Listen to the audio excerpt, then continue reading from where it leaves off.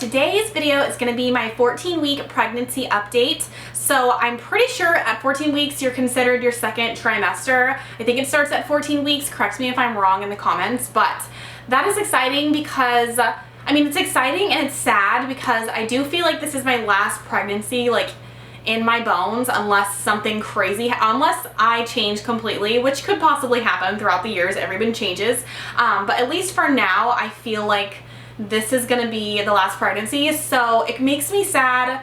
I mean, it definitely doesn't make me sad because I'm never gonna miss in my entire life the first trimester. It's like just so wretched for me. But I don't know, it just makes me kind of like reminisce on being pregnant already and just knowing that I only have like, I think 6 months left or something like that. So yeah, it is seriously flying by. I don't know if it's because I have a toddler this time and all my energy is focused on her, or if I don't know, I'm more preoccupied with other things in my life, like my job this time around. But yeah, anyways, so I'm 14 weeks. I will go ahead and show you guys my bump shot. In all of my pregnancies, well, there's only 2 so far. This one and then the last one, I always got comments on my bump, and I just think it's hilarious how people never really comment like on your body, at least they don't in person, until you get pregnant, and then everybody has an opinion on like your weight and your skin. Oh, you're glowing or you're not, or just like they feel like they have the right to comment on everything, and it's just so baffling. So I remember in my last pregnancy, a lot of like friends, people that would watch my videos on the internet, and even just like strangers out in public, they would always tell me how small I was carrying.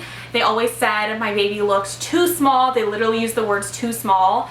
I remember one of my friends even was like, oh, like you should ask the doctor about that. And I'm like, you literally don't know anything. You don't know what you're talking about. But it's just like so irritating when people either say you look huge or you look too small, because either way, it's like so much pressure because you're growing a child inside of you, and it's already stressful. You have to watch what you eat and everything you do. You can't lift things, and then to be told that you're like either too big or too small is like, I don't know. Anyways, I'm rambling, but so right now a lot of people are telling me I look huge, but that's because I'm eating more than normal, eating more than my last pregnancy, which I'll get into it in a minute.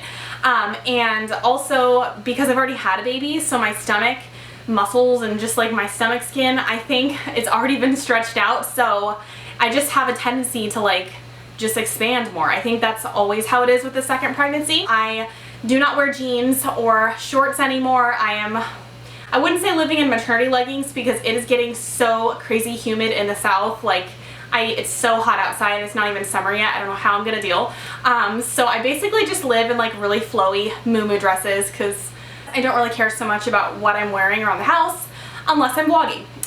So yeah, I wouldn't normally wear like a Lily Pulitzer dress, which barely fits me, but I am on camera today. The next thing I wanted to talk about is the Down syndrome screening test. So I'm already out of breath because I talk so fast.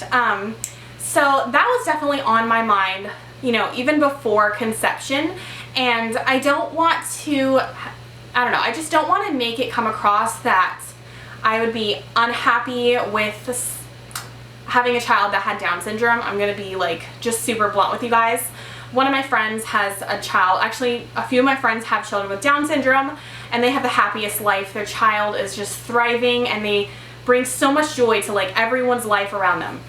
So just because I talk about like the Down syndrome screening test, I'm sure you guys know because I've never gotten any comments saying that I'm being a certain way that I shouldn't be.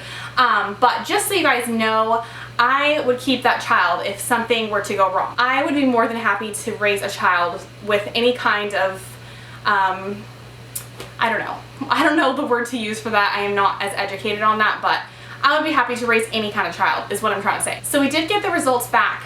And what you do to do that test is they prick your finger, at least they did for me, draw blood, they test the blood, and they also measure the fluid in the back of the baby's neck to check to see, I think that if there is too much fluid, then that, you know, increases your chance that the baby could have Down syndrome. So they combine the 2 test results.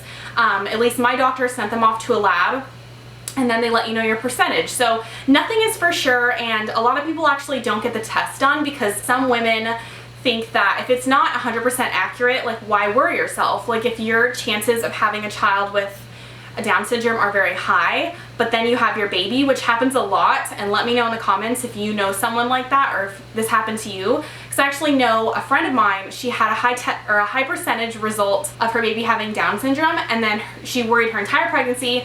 The baby came out, the baby was totally fine. So a lot of women opt out of it because they just think nature should take its course and they shouldn't put unnecessary stress on themselves if the result is skewed.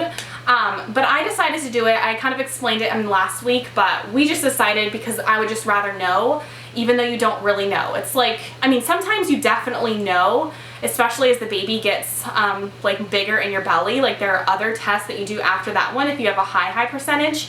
But anyways, so we got her results back and she said that they are perfect. Like nothing, you know, she'd be highly surprised if anything were to happen. So that is just such a blessing, and it's a blessing either way, I believe.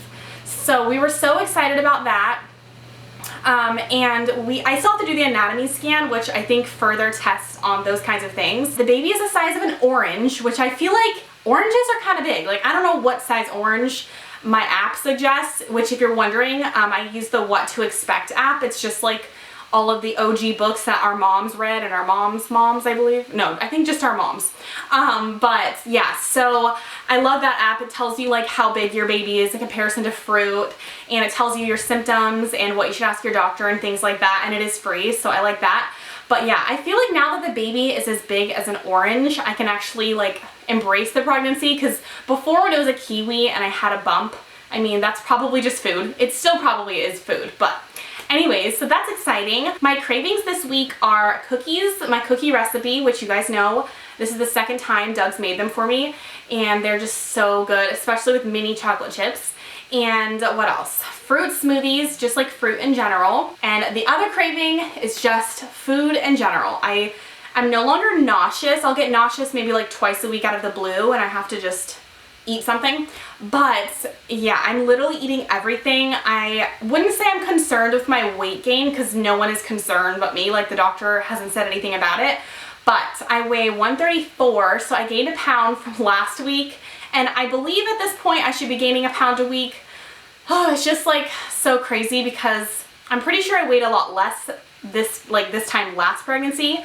I gained 25 pounds with my last pregnancy, and it was not easy to lose, but it wasn't like really hard or anything. I just like walked and ate salads. But this time I know that the weight is gonna be harder to lose, and I just kind of feel like, I don't know, I just personally right now I just feel kind of chunky.